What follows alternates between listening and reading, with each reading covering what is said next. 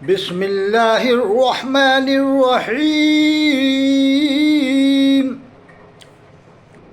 حضرات، آج کی ویڈیو بن رہی حالات حاضرہ پر اور خطیب اعظم عالم حضرت مولانا عبید اللہ خان اعظمی رحمۃ اللہ علیہ کے بارے میں، جن کا احسان ہے علماء رضویہ پر اور رضوی حضرات پر کہ انہوں نے کتنی زبردست رضویوں کی خدمت کی، اور آج ان کو ٹارگیٹ بنا رہے ہیں لوگ باغ، چھینٹا کسی کر رہے ہیں کہ تم وہاں جاتے تھے، فلانی جگہ جاتے تھے، وہ جو حسام الحرمین نہیں مانتا اور ہر مہینے وہاں کی دعوتیں کھاتے ہو۔ یہ اشارہ کدھر تھا؟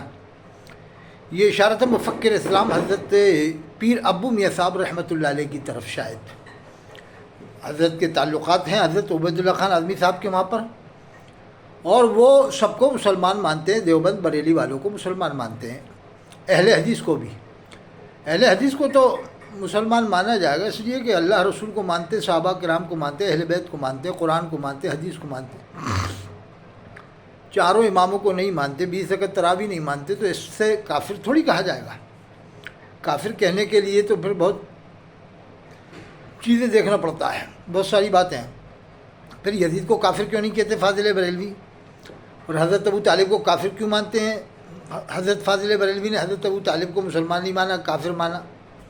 بریلوی والے بھی نعوذ باللہ من ذالک ان کو مسلمان نہیں مانتے، کافر مانتے ہیں بریلی والے۔ جبکہ جن کا فتویٰ لائے تھے فتاوی حسام الحرمین، اس میں حضرت علامہ شاہ ذہنی والا مکی رحمۃ اللہ علیہ کا بھی فتویٰ ہے۔ وہ تو حضرت ابو طالب کو مسلمان مانتے ہیں، تو ان کا ایک فتویٰ کیوں مانا جاتا ہے، ایک کیوں نہیں مانا جاتا ہے؟ حضرت ابو طالب کو مسلمان مانتے تو بریلی والے ان کا وہ قول کیوں نہیں مانتے مسلمان ہونے والا؟ اپنے مطلب کی خاطر ایک قول کیوں مانتے ہیں کہ صاحب دیوبند والوں کے بارے میں کفر کا فتویٰ دیا، تو دیوبند والے کے بارے میں کفر کا فتویٰ دیا، جیسا فتویٰ لاؤ گے ویسا جواب آ جائے گا، جیسا فتویٰ دو گے ویسا جواب۔ بعد میں جب تحقیقات ہوتی ہیں تو معاملہ برعکس نظر آتا ہے۔ تو حضرت تھانوی صاحب نے بھی تو توبہ کر لی تھی، رجوع کر لیا تھا ان جملوں سے جو حفظ الایمان میں تھے، کہ ان جملوں کو نکالا جائے، یہ بھی میں نے سنا ہے، اور رجوع نامہ میں نے خود پڑھا ہے، توبہ نامہ میں نے پڑھا ہے۔ تو یہ امین القاضی نے کہا، چاند آ کر غوث پاک سے پوچھتا تھا 29 کو نکلوں 30 کو نکلوں، اور حضرت محدث کبیر کا ضیاء المصطفیٰ صاحب کا اس کے اوپر کفر کا فتویٰ ہے، آج تک واپس تھوڑی ہوا ہے۔ مفتی حفیظ اللہ صاحب کا کفر کا فتویٰ کہاں واپس ہوا؟ خالی توبہ کرنے سے معاف ہو جاتا ہے؟ کفر کیا توبہ کرنے سے معاف ہو جاتا ہے؟ کفر کرنے کے بعد تو کلمہ پڑھنا پڑے گا، تجدید ایمان نکاح بیعت کرنا پڑے گا۔ تو عبید اللہ خان اعظمی کے پیچھے اتنا پڑ گئے، اور امین القاضی کے پیچھے کیوں نہیں پڑھ رہے؟ اسے کیوں کلمہ نہیں پڑھوا رہے؟ توبہ کرتا ہے، توبہ سے کام نہیں چلے گا، توبہ کے بعد تجدید ایمان نکاح بیعت، بیوی سے اسے نکاح کرنا پڑے گا دوبارہ سے امین القاضی کو، اس لیے کہ محدث کبیر نے کفر کا فتویٰ لگایا جو ابھی تک قائم ہے۔ اس طرح سے کہ یہ بتائیے آپ، ناانصافی نہیں چلے گی۔ حدیث میں التائب من الذنب کمن لا ذنب لہ، توبہ کرنے والا گناہ سے ایسا ہو جاتا ہے جیسے اس نے گناہ ہی نہ کیا ہو۔ اب کوئی کہ امین القاضی توبہ کر لی، تو توبہ گناہ سے ہے، کفر سے نہیں۔ کفر کرا ہے تو کلمہ پڑھنا پڑے گا۔ حدیث اس طرح سے نہیں ہے التائب من الکفر کمن لا کفر لہ، توبہ کرنے والا کفر سے ایسا ہو جاتا ہے جیسے اس نے کفر ہی نہیں کیا ہو۔ حدیث اس طرح سے ہے التائب من الذنب کمن لا ذنب لہ، توبہ کرنے والا گناہ سے ایسا ہو جاتا ہے جیسے اس نے گناہ ہی نہ کیا۔ مفتی غلام محمد ناگپوری پر کس نے کفر کا فتویٰ لگایا تھا؟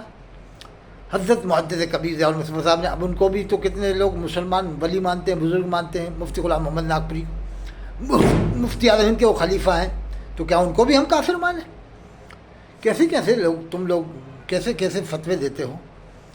اور حماد رضا نے فرشتے کو لنگڑا بتایا، کب کلمہ پڑھا، کب بیوی سے نکاح کیا؟ فرشتے کو لنگڑا بتایا۔ یہ کہا تمام سید قیامت میں اعلیٰ حضرت کو ڈھونڈیں گے۔ کس حدیث میں ہے کہ تمام سید قیامت میں اعلیٰ حضرت کو ڈھونڈیں گے؟ کہاں لکھا ہے؟ کس حدیث میں ہے؟ اس نے کہا حماد رضا مراد آبادی نے کہ جس برتن سے دیوبندی منہ لگا لے پھینک دو، تو حرم شریف میں جا کے نماز مت پڑھو، پھر اکیلے بھی مت پڑھو، اس لیے کہ جہاں نمازیں سب انہی کی بچھائی ہوئی ہیں، اور وہی بچھاتے ہیں، وہی نماز پڑھتے ہیں دیوبندی آ کے وہاں۔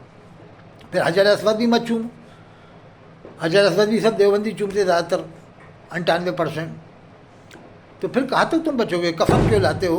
پھر وہاں پر قربانی بھی مت کرو، قربانی کرو گے تو پھر گوشت ان کو ہی دے کے آؤ مسلمان سمجھ کے، ایک طرف کافر مانتے ہو، پھر قربانی جب کرتے ہو تو گوشت مسلمان سمجھ کے دے کے آتے ہو، پھر جھوٹ بولتے ہو نہیں وہ ہم نے سنیوں کو دے دیا تھا۔ کون سے سنی ہے جن کے ماتھے پہ لکھا ہوا ہے کہ یہ سنی ہے ٹنی ہے؟ بلا وجہ کی جھوٹے بولتے ہو۔ پھر اگر عبید اللہ خان آدمی سے آپ عبید اللہ خان آدمی کے اوپر آپ زور کسو گے اور نشانہ بناؤ گے کہ آپ امام حرم کو کافر بولو سب کے سامنے، 1 لاکھ کے مجمع میں، مسجد نبوی کے امام کو کافر بولو اور وہاں کے لوگوں کو کافر بولو جو وہاں مؤذن ہیں، تو پھر وہ پٹھان آدمی ہے، غصہ آ جائے گا، تیش میں آ گئے تو کہہ دیا میں کیسے بول دوں کعبے کے امام کو کافر، مسجد نبوی کے امام کو کافر، میں کیسے بول دوں کہ اس کے پیچھے نماز نہیں ہوتی؟ وہ کبھی نہیں بول سکتے ایسا، وہاں کے امام کو کافر کبھی نہیں کہیں گے۔ عبید اللہ خان آدمی پٹھان آدمی ہے، وہ سب سمجھتے ہیں کہ یار وہاں کا امام کیسے کافر ہو جائے گا، اللہ کے رسول کی مسجد کا امام کیسے کافر ہو جائے گا، نعوذ باللہ من ذالک۔ عبید اللہ خان آدمی اتنا سمجھ رکھتا ہے، وہ سب سمجھتے ہیں کہ یار جب انڈیا کی مسجدوں کے امام کافر نہیں، بریلی کی مسجدوں کے امام کافر نہیں، پیلی بھیت کے امام کافر نہیں، تو پھر وہاں کے امام کو ہم کیسے کافر مان لیں؟ پھر ہمارا ایمان ہی کہاں رہے گا؟ پھر وہ شعر کا کیا مطلب؟ خالق کل نے مالک کل بنا دیا، دونوں جہاں آپ کے قبضہ اختیار میں۔ پھر حضرت میاں نے کہا نبی مختار کل ہیں، جس کو جو چاہیں عطا کر دیں، زمین کو آسماں کر دیں، سریا کو شرح کر دیں۔ تو عبید اللہ خان آدمی نے اگر جواب مانگ لیا تو کوئی جواب نہیں ہے۔ پھر عبید اللہ خان آدمی یہ بھی کہہ سکتے ہیں کافر قرآن کا حافظ نہیں ہو سکتا ہے، نہ مشرک ہو سکتا ہے، نہ عیسائی، نہ یہودی، نہ قادیانی، نہ غالی درجے کا شیعہ۔ حرم شریف کے امام پکے حافظ، بہت بڑے قاری، بہت بڑے عالم، مفسر، محدث ہوتے ہیں، بہت بڑے بڑے قاری عالم ہوتے ہیں، ایسا حفظ ہے، ایسا یاد ہوتا ہے، قرآن کی غلطی نہیں آتی ہے۔ پوری دنیا کے 50,000 عالم کم بیش ان کے پیچھے نماز پڑھتے ہیں، 1% مانے 50 لاکھ میں سے 50,000 عالم نماز پڑھتے ہیں۔ تو عبید اللہ خان آدمی کے اوپر اتنا پیچھا مت کرو کہ وہ پھر دیوبند جا کے اعلان کر دیں میں اب تمہارے ساتھ ہوں، جیسے مفتی خلیل صاحب نے اعلان کر دیا تھا۔ تو اتنا پیچھا کرو گے تو ایک دن وہ اعلان کر ہی دیں گے کہ چلو بھائی ہم تمہارے ساتھ ہیں، تو لوگ پیچھے ہی پڑ جاتے ہیں، ہر ہاتھ دھو کے ہر کسی کو کافر بنانے لگ جاتے ہیں، اور خود اپنا نہیں دیکھتے کہ اس نے استبل بتایا اشرف یا مبارک پور کو بلیاوی نے، کوئی نہیں، اسے اوپر فتویٰ کیوں نہیں لگ رہا۔